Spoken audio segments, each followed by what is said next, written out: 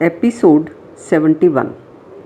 जैसा कि मैंने पिछले एपिसोड में बताया कि तुम्हारे घर में क्या चल रहा है या तुम्हारे मन में क्या चल रहा है, इससे किसी को कोई फ़र्क नहीं पड़ता। लोग अपने ही अंदाज़े लगाकर तुम्हें देखते हैं, ना कि तुम्हारे बताने के हिसाब से। तुम कहो किसी को कि मुझे तो बहुत टेंशन है, वो कहेगा किसे नहीं होती, छोड़, ज़्यादा मत सोचा कर, सब चलता है, ये सब तो पार्ट ऑफ लाइफ है। तुम कहो कि मैंने एक ऐसा प्रोग्राम किया है जिससे मेरी सारी टेंशन दूर हो गई है, वो कहेगा मन ही मन कि इसे तो वहम हो गया है या लगता है कोई इसे उल्लू बना गया। टेंशन किसी की मिटती है क्या कभी? बड़ों बड़ों की नहीं मिटी। और वो ये भी कह सकता है कि तुम्हें क्या टेंशन है, टेंशन तो हमारे जैसों को होती है, तेरी टेंशन तो फजूल की है। और मान लो किसी के साथ तुमने मन खोला, उसकी पूरी बात सुनी, अपनी पूरी बात कही, तो तुम्हारा उसके प्रति जो पिछले 10 साल से भाव है वो पूरा बदल जाएगा। तुम्हारे मन में उसकी इज्जत की बजाय करुणा बढ़ जाएगी। एक दूसरे के दुखों को जानने के कारण एक दूसरे के प्रति यही होता है।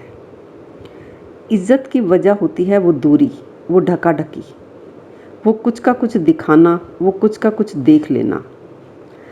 अगर तुम किसी बाढ़ पीड़ित इलाके में किसी ग्रुप के साथ राहत कार्य के लिए जाते हो तो वहाँ पर तुम्हारा मूल भाव करुणा का होता है। तुम अपने या किसी और के भी कपड़ों पर ध्यान ही नहीं देते। कोई तुम्हें ठीक से नमस्कार कर रहा है या नहीं, इस पर भी तुम्हारा कोई खास या कहें तो ज़रा भी ध्यान नहीं जाता, क्योंकि तुम्हें पता ही होता है कि हर आदमी पीड़ित है, परेशान है। ज़रा रुककर तुमने देखा होता तो पता चलता कि मन में जो शब्दों से, विचारों से उथल पुथल मचती है, दुख का सैलाब उभरता है, उनसे मन के क्या वास्तविक हाल हैं। नहीं, तुम्हें अभी ये नहीं दिखेगा। वैसे ही जैसे गरीबी या महामारी से पीड़ित व्यक्ति को दिल्ली का हर व्यक्ति अमीर और सुखी दिखता है, वो नहीं जानता कि अमीर होना अलग बात है और सुखी होना बिल्कुल अलग बात। घोर गरीबी से आया व्यक्ति इस फर्क को ना तो देख पाता है, ना ही समझ पाता है, चाहे उसे लाख समझाए कोई।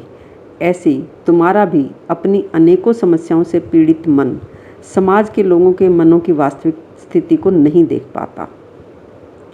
तुम ये देख नहीं पाते कि उनकी भी अपनी अलग 36 तरह की समस्याएं हैं, और उन समस्याओं से भरे मन में कहाँ जगह है तुम्हारी इज्जत रखने की, जिसके लिए तुम सोचते ही रहते हो।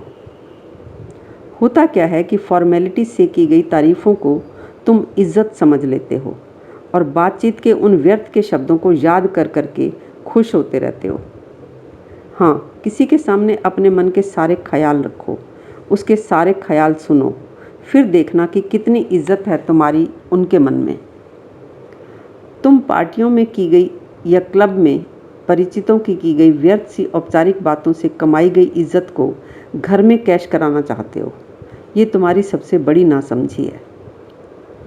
बाज़ार में सही लेन देन करते हो, उचित व्यवहार करते हो, तो उस इज्जत को तुम बाज़ार में ही कैश करा सकते हो कि देखो, फलां होलसेलर से 20 साल से मैं माल ले रहा हूँ, पेमेंट मेरी सही है।